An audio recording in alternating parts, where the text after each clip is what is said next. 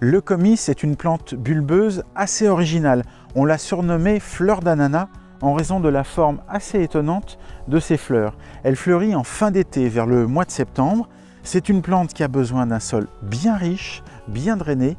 Donc il ne faut pas hésiter à lui ramener du compost en début de printemps, du compost ou de la matière organique en début de printemps pour bien la nourrir.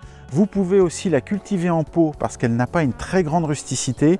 Ça tourne en fonction des variétés entre -7 et -15 degrés.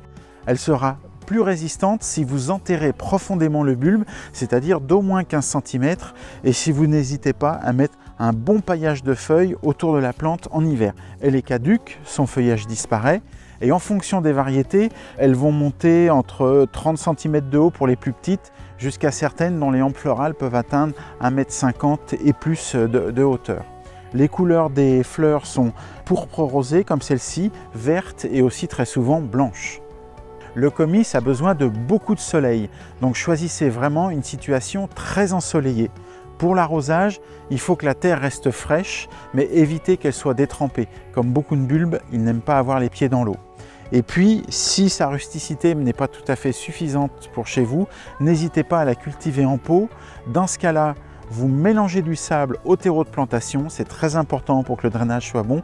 Et surtout, comme toujours, pratiquement, ne laissez pas d'eau stagner dans la soucoupe après l'arrosage. Celle-ci n'est pas tout à fait au même stade que celle-là. On devine les toutes petites fleurs en train d'arriver. On voit déjà apparaître ce bouquet de toutes petites feuilles au-dessus qui fait vraiment penser à celle de l'ananas.